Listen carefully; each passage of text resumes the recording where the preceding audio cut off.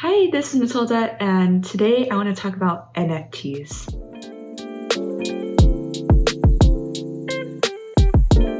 So, what are NFTs? I'm assuming if you click on this video, it's because you probably have heard of them somewhere, but you're not exactly sure what they are and you would like some basic understanding. So let's break down the word NFTs by the actual definition.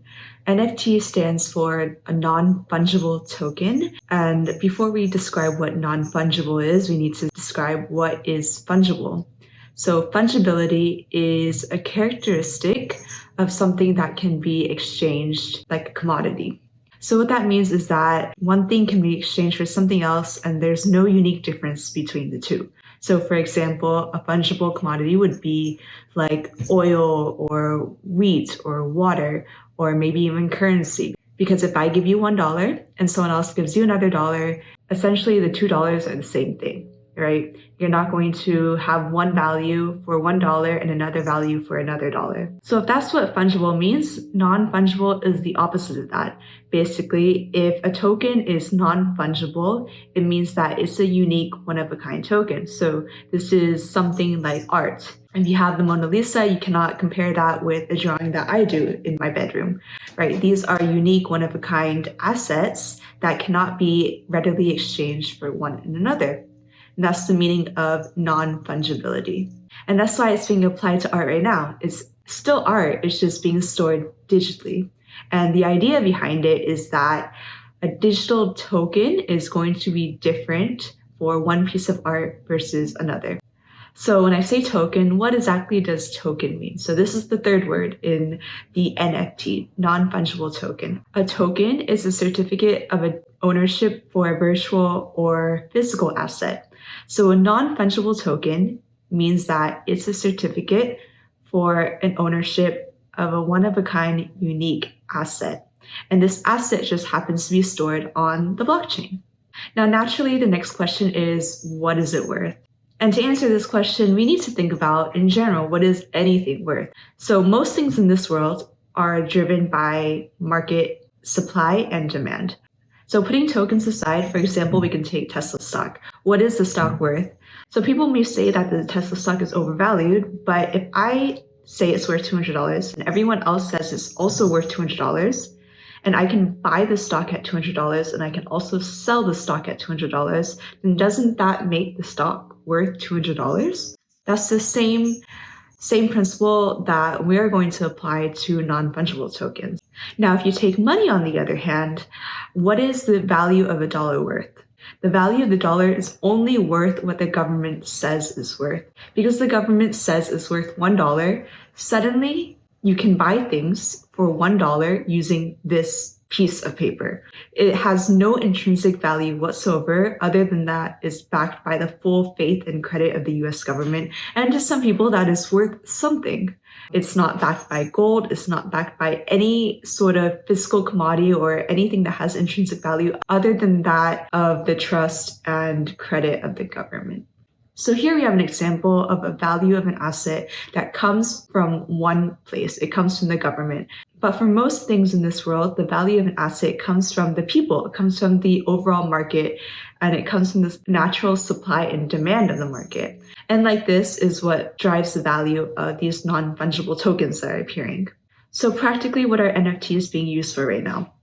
Artists, celebrities, famous people are putting up for sale assets, questionable, but assets on the blockchain that are deemed to be yours if you purchase the non-fungible token. For example, Beeple has sold his art on the blockchain, and if you buy the non-fungible token, you are the owner for that unique piece of art. But since it's a digital art, you can also right-click it and save it to your hard drive, and it's the exact same resolution and the exact same quality as the one stored on the blockchain that has an owner.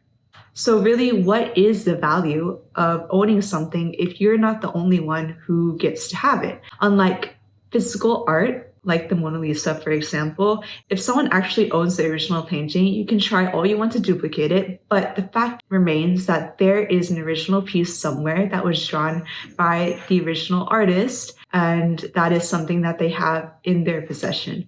When you buy digital art that is cryptographically signed to be owned by you, but other people can just right-click it and save it to their desktop, and it's the exact same piece of art that you own, what really is the value of that? That's not something for me to decide, and it's not something that any one person can say, because like I said earlier, value is determined by the market. If something sells for $60 million, then that is the price people are willing to pay for it, and that's the price people are willing to sell it for. And therefore, that is the market value of the NFT. But what does this mean for you? If you don't have millions of dollars lying around, or if you're not someone who really wants to buy this sort of asset, then what does it mean for you? Well, I'm going to give a few of my theories of what this actually means. One, it can be used to launder money digitally. So many of these non-fungible tokens are currently on the Ethereum blockchain. They're paid for by ERC20 tokens. And what this means is that the people who are buying these artworks have digital currency. They have $60 million in digital currency, and they're using it to purchase a piece of art that intrinsically has no value. Basically, now we have people who are crypto millionaires who have an avenue for a new way of laundering money. Also, this means the blockchain has reached a level where it's being used in a way that has no inherent value. Personally, I see it as a sign as the market will be going bust soon. You had your tulip bulbs hundreds of years ago, you had your ICOs a few years ago, and now you have NFTs that everyone is cashing in on, except this cash is coming from cryptocurrency. And the owner, by the way, of the largest Beeple purchase still hasn't been identified. And these people are just awash with new funds and using it to legitimize their funds by money laundering 101. So does that mean this whole thing is a scam? Not necessarily, no. Back to my example about the Mona Lisa. This thing is a physical asset. This is real life art that you can see, touch, feel. But another thing about seeing and touching it and feeling it is that eventually it will decay.